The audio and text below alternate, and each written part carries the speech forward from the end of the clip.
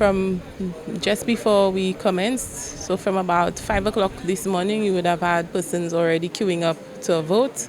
So that is why you'll find some lines longer than others. But so far in the morning, we have a lot of officers trying to vote so they can go back to work. Security personnel, including police, fire and correctional officers, some attired in plain clothes, stood in line to cast their early ballots in the general election advance polling held across the island.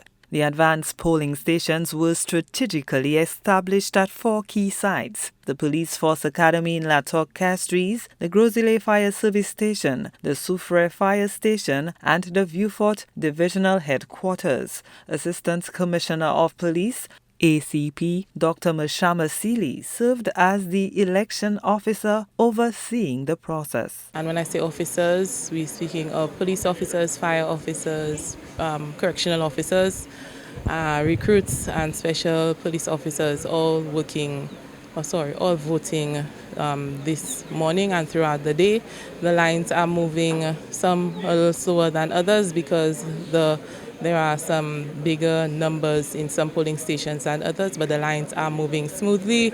Officers are well behaved, they're following the rules, and the compound is peaceful, as you can see.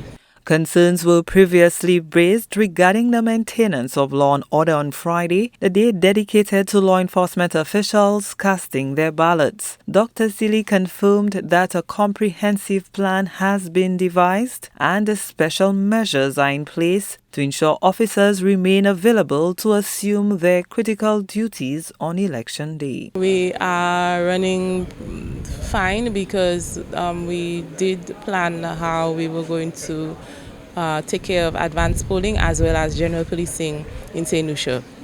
So you will find officers who may have to go back to work right away, or the station, the numbers are small. You will allow them to vote a little faster than others.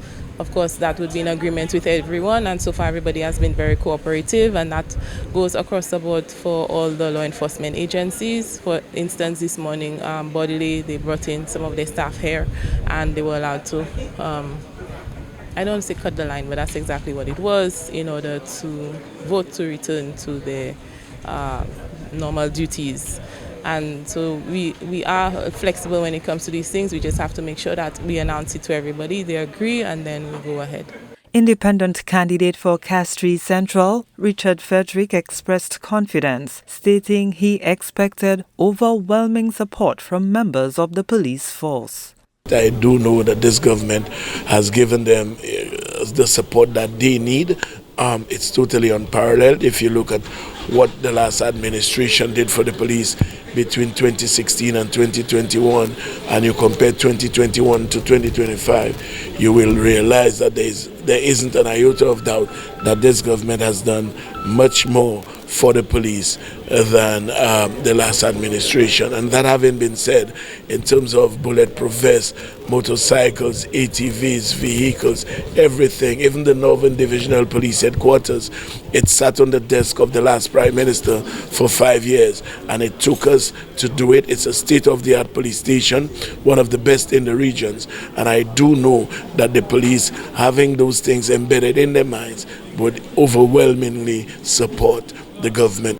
ACP Sealy also issued a message for the general populace who are planning to head to the December 1st polls.